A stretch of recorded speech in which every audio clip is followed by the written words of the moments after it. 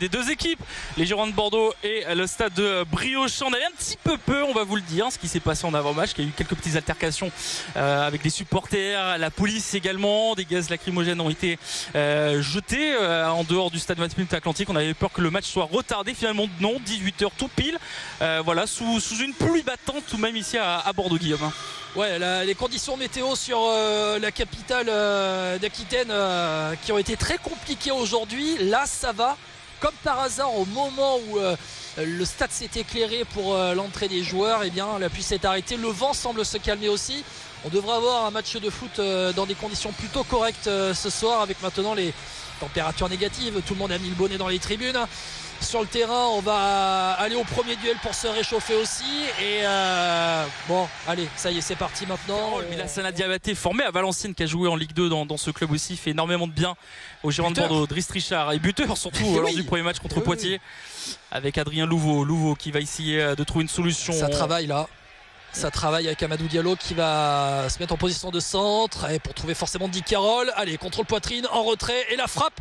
Elle a un peu topé cette frappe, mais ça revient dans les pieds des Girondins. Avec Jean Griot, le centre vers Andy Carroll, la poitrine de Carroll, mais ça va être envoyé par la défense. Attention, la reprise d'Andy Carroll, le pied haut bien sûr sur un des joueurs de Saint-Brieuc. On s'excuse direct. C'était notamment sur Léo Rouillet qui a pris ce pied d'Andy Carroll. Il a donné son corps à la patrie briochine. Central tout de suite avec Zakarian pour Rouillet, l'extérieur du pied. Maintenant vers Achabar qui va trouver Diakité sur le côté gauche. Diakité le centre, second poteau. Il y a Zakarian qui va pouvoir récupérer ce ballon. Diakité qui arrive à remporter tous ses duels face à Jean Griot. Peut-être maintenant avec Rouillet dans la surface de réparation. Le centre et ce sera surtout un corner pour Saint-Brieuc.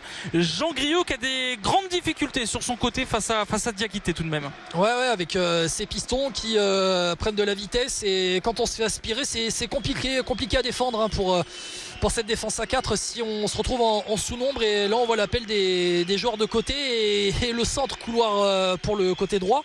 Sauf que on avait plongé dans l'axe, on n'était pas resté au second poteau, mais ça a donné quand même un corner pour Saint-Brieuc avec ce corner frappé par Arthur Zakarian. Côté droit sortant ce corner, premier poteau dégagé par Andy Carroll qui était venu défendre comme sur tous les coups de pied arrêtés. Sur la contre-attaque la faute de Diallo.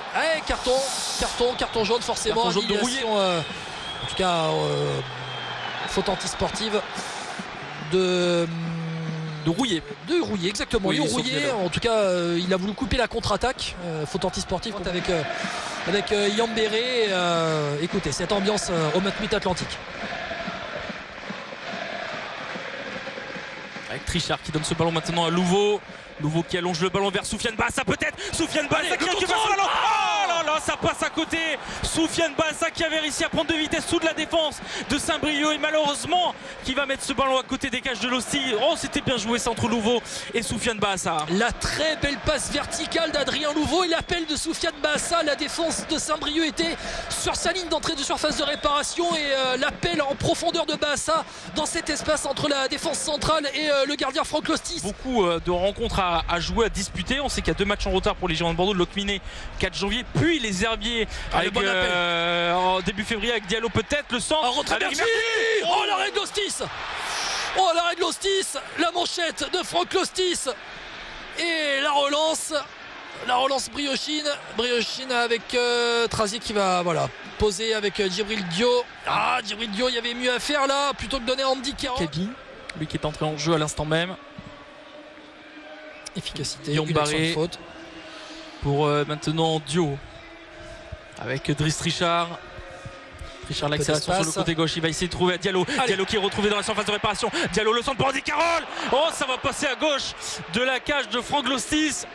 Diallo qui arrive à faire des merveilles sur son côté. Le bon appel avec Driss Richard qui est venu apporter du nombre. Forcément, les Bordelais sont surnombre sur les côtés. Il faut utiliser ce surnombre. Et Driss Richard qui a profité de cet espace pour monter. Et ensuite, l'appel d'Amadou Diallo, le bon centre en du danger pendant ce temps-là. Saint-Brieuc de retour dans le camp bordelais avec Léo Yobé. L'appel dans l'axe, attention, il va tout seul face à Diabaté. Oh là, c'est à côté, largement à côté. Quelle occasion de Diakabi. Quelle occasion manquée. Il était tout seul. C'est vraiment dommage pour Diakabi qui va mettre ce ballon à côté de la cage de Lassana Diabaté.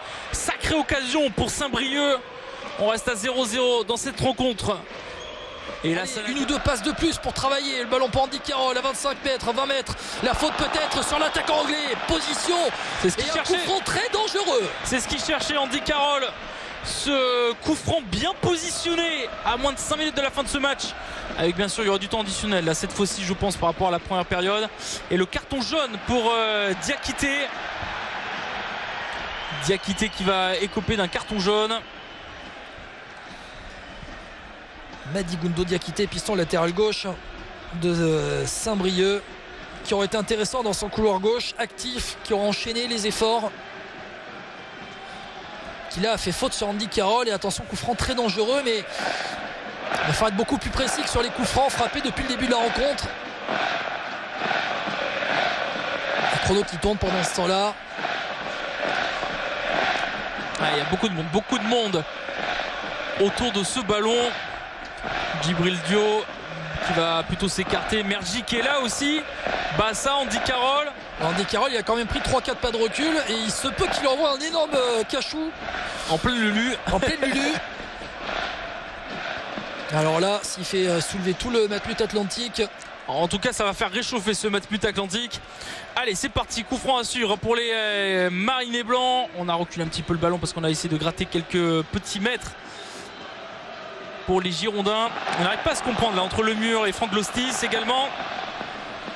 4 joueurs dans le mur de Saint-Brieuc. Léo Yobé qui va sans doute Mergi qui est autour du ballon.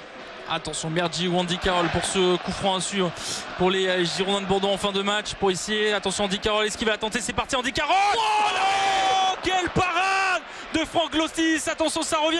Et Lostis qui capte le ballon derrière. Incroyable arrêt de Franck Lostis. La frappe d'Andy Carroll, on en parlait dans la lucarne de Lostis, sous la barre en tout cas.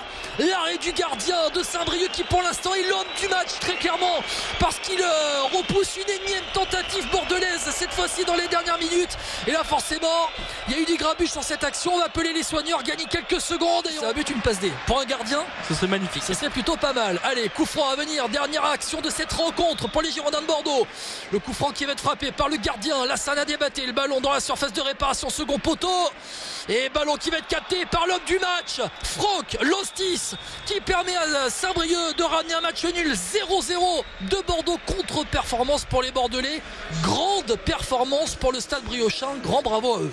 Exactement, match nul 0-0 fin du match donc entre les Girondins de Bordeaux et Saint-Brieuc. 0-0 comme tu l'as dit Guillaume, belle performance pour le Stade Briochin, mauvaise performance pour les Girondins de Bordeaux qui devra ramener une victoire en Vendée la semaine prochaine du côté de La Roche-sur-Yon. Et on rappelle bien sûr que Bordeaux jouera un dernier match de l'année ici en 32e de finale de Coupe de France face au Stade Rennais. Ce match entre les Girondins de Bordeaux et le Stade Rennais, à voir ce que ça va donner. 0-0 donc entre Bordeaux et le Stade Briochin.